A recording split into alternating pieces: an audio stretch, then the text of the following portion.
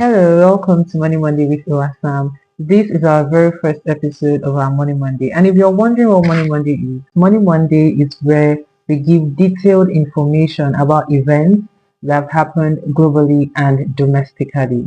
Now, let's dive straight into today's discourse.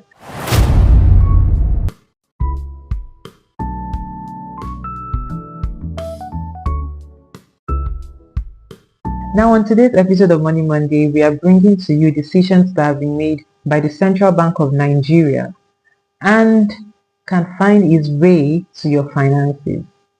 If you're a student, if you are a business owner, if you're an investor, if you're a salary earner, these decisions actually can affect you. The Monetary Policy Committee of the Central Bank of Nigeria held its 305th meeting. Now, for those of you that are wondering, what is MPC? What is she talking about? So MPC basically means Monetary Policy Committee, and it is one of the committees in the Central Bank of Nigeria.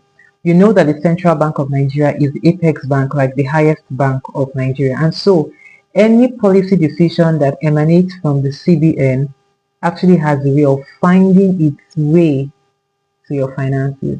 Now, how do I mean? When the Monetary Policy Committee meets bi-monthly, this committee is in charge of taking decisions that affect price stability, economic growth. People are always expecting major metrics.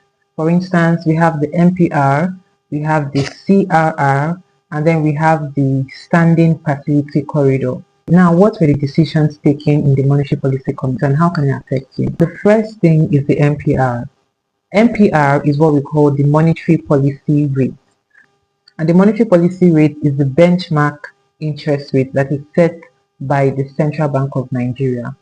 And it is currently at 26.5%. It is the benchmark interest rate that actually dictates how commercial banks lend to other customers. So for instance, if the commercial bank wants to lend to their customers from the amount that they borrowed from the central bank would give them at a particular rate around the monetary policy rate, and that would influence the rate at which the commercial banks actually lend to customers or to firms or to industries, to businesses. Now, the second thing that we look out for is what we call the CRR, that is the cash reserve ratio. So basically the cash reserve ratio is the rate at which the central bank expects the commercial banks to keep their money with them. The cash reserve ratio is that ratio that actually constrains the amount of funds that the commercial banks have with them. After the Monetary Policy Committee meeting, it was resolved that the cash reserve ratio be maintained at 45% for deposit money banks and then for merchant banks at 16%. Now, another major decision that was taken during the MPC meeting was the standing facility corridor.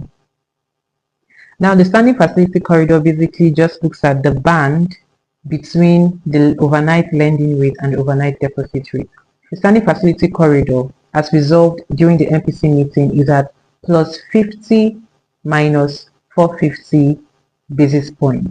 If you want to calculate that, you're going to divide those figures by 100 to have the actual amount that will be added to the MPR. So if the MPR is 26.5%, as in the case of Nigeria, the standing deposit rate is the minus 450 basis points. When you divide that by 100, you have minus 4.5. So that means it's 26.5%, which is the benchmark interest rate, which we call the MPR. You're going to subtract 4.5 from the 26.5%. So that is the standing deposit rate, and that's going to give you 22%. So what that means is, for commercial banks, when they want to deposit their money with the central bank, they deposit at 22% interest rate. Upper band, which is the plus 50, so if you divide that by 100, you're going to have 0.5. So if you add that 0.5 to 26.5, which is the MPR, you're going to have 27%. So that means if the commercial banks want to borrow from the central bank, they are borrowing at interest rate of 27%. So you can see there is 27%, there is 26.5, and then there is 22%. So 26.5 is the middle benchmark interest rate, which is like the MPR. Now what you will notice is this: if the MPR is high, that means the standing lending rate, right, is going to be high. And what that means is that the commercial banks will borrow at a high interest rate from the central bank. And then what that means to you is that you are going to borrow from the commercial banks that have borrowed at 27% interest rate. Of course, the interest rate is going to be higher. The central bank actually pays a reduced amount of interest rate on the commercial bank's deposits, just so that the commercial banks will be discouraged from bringing their money to the central bank. I hope you understand. I'm sure a lot of you might be asking, how does this affect me? What is my business? All of these are said, how does it affect you? If you are a student or you are a salary earner, prices are not dropping anytime soon. Businesses are still paying high interest rates on loans that they've already borrowed. So that means they are passing the cost down to you. You need to be able to manage your finances and plan your budget accordingly. If you're a business owner, borrowing from commercial banks now might cost you about like 30% or even more than. You need to avoid unnecessary debt. Now, I'd advise you to look at cooperative financing or even equity options instead. Now, if you are a saver, this is good news because this high rate actually means high returns for you. You can actually invest your money in money market funds or even treasury bills. So instead of making your money just sit and relax and earning 2% or 3%, 4% per annum, you can actually benefit from this high return. Now, where are my investors? My investors, treasury bills and bonds are actually very attractive. Fixed income is actually where the smart money is in a high rate environment. The bottom line is this: avoid unnecessary debt, maximize your savings rate, put your idle cash in treasury bill or a money market fund.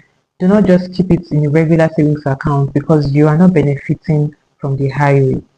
I hope you now understand. So that's it in our first episode of our Money Monday.